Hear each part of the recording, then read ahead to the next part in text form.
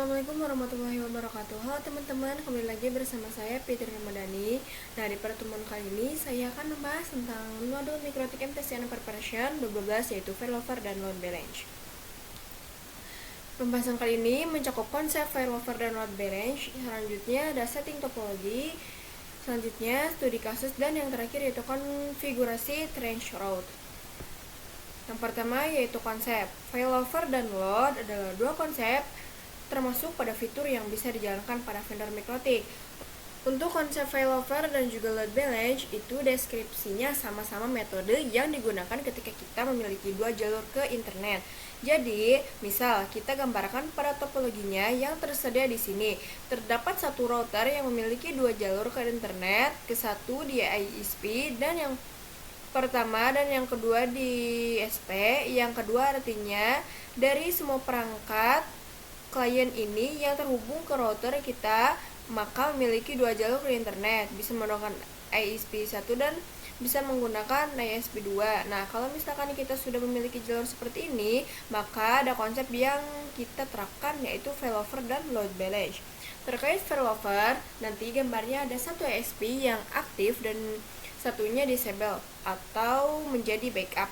Jadi, dari semua klien yang dilewatkan pada satu ISP, kedua akan aktif sebagai backupnya. Untuk load balance, nantinya kedua ISP tersebut akan aktif dan bersamaan. Selanjutnya ada setting topologi. Pertama, siapkan topologi yaitu net, router ISP1 dan router ISP2. Coba cek ISP1.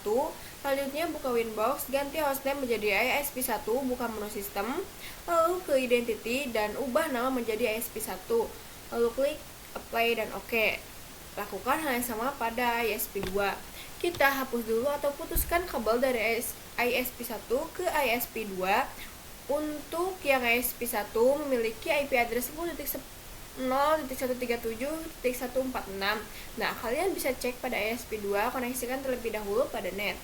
Caranya, pergi pada terminal 2, untuk loginnya admin, passwordnya kosongkan, lalu ketik N, lalu Ctrl C. Ketik IP address print, nanti akan ada IP address dan IP gateway-nya. Nah, kalian kasih note agar tidak lupa IP address-nya, lalu masukkan ke Winbox. Misal masih kosong, berarti langkah yang bisa dilakukan yaitu setting IP address pada Ether 2 pada ISP1 dan Ether 2 pada ISP2 yang berfungsi sebagai gateway untuk router Mikrotik. Langsung setting pada Winbox ISP1. Caranya, buka Winbox yang sudah terhubung pada ISP1, pergi ke IP dan cari yang namanya address, lalu pilih Ether 2, lalu IP-nya misalkan 192.168.1.1/24, bebas, itu mau berapa saja. Selanjutnya play OK. Lakukan hal yang sama pada ISP2.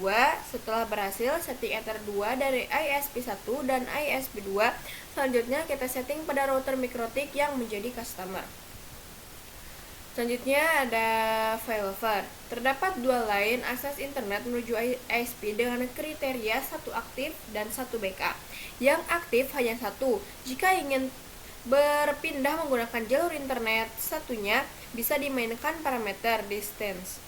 Jika main link down, maka jalur internet akan dialihkan menggunakan link backup. Parameter check gateway distance atau menggunakan script. Selanjutnya ada studi kasus. Konfigurasi sederhana merubah parameter distance check gateway, ARP atau ICMP. Selanjutnya konfigurasi sederhana. Yang aktif adalah ISP1. Saya akan coba mengganti parameter ISP1 sehingga lebih besar dan artinya nanti yang akan digunakan adalah ISP2. Kita coba besarkan distance-nya, misal ISP1 10, maka jalur internet akan berpindah langsung ke ISP2. Nah, itulah cara memainkan failover.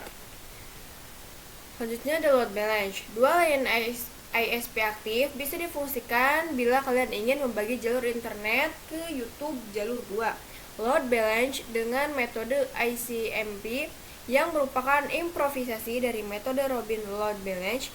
Studi kasus, konfigurasi load balance ICMP, konfigurasi load balance route rules.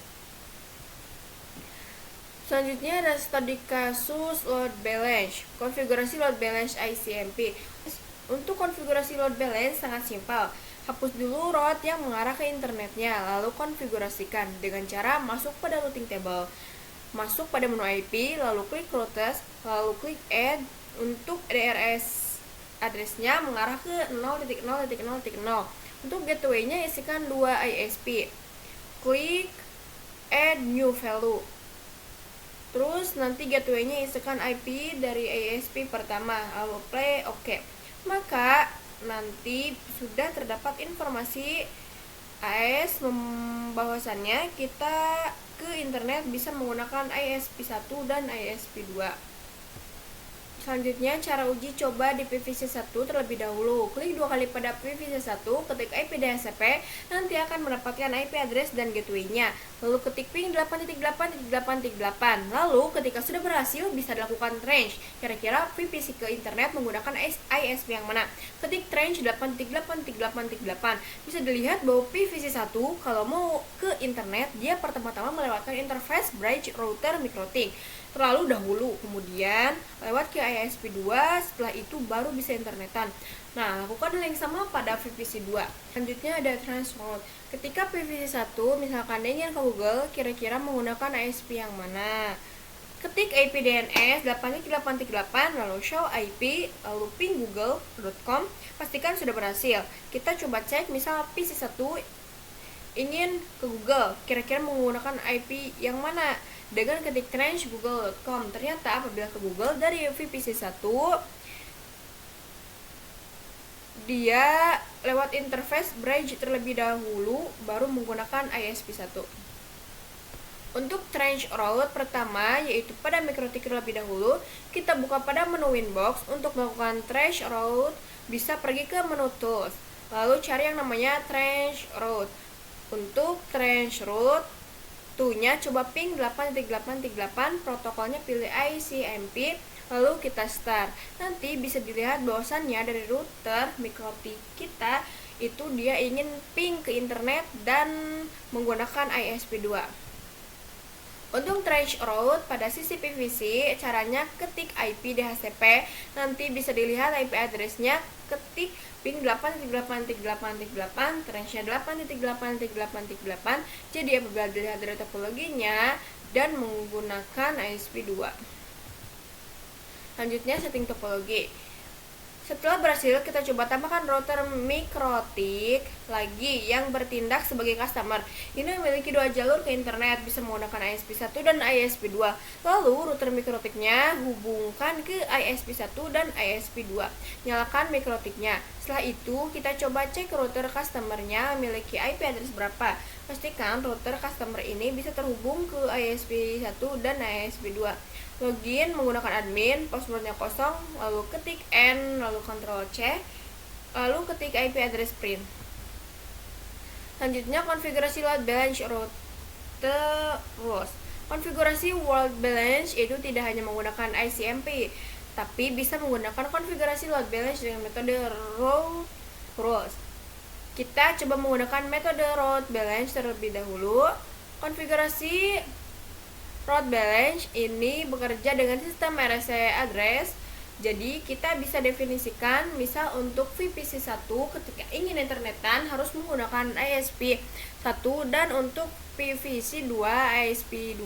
Nah, itu bisa menggunakan route rules. Nanti kita akan melihat misalkan kata kuncinya adalah RC address. Berarti PVC-PVC-nya itu harus memiliki IP yang satu. Kalau kita konfigurasi IP pada PVC2 yang menggunakan IP DHCP, nanti konfigurasi di router MikroTiknya akan berantakan. Maka dari itu kita bisa definisikan VC itu menggunakan IP statik.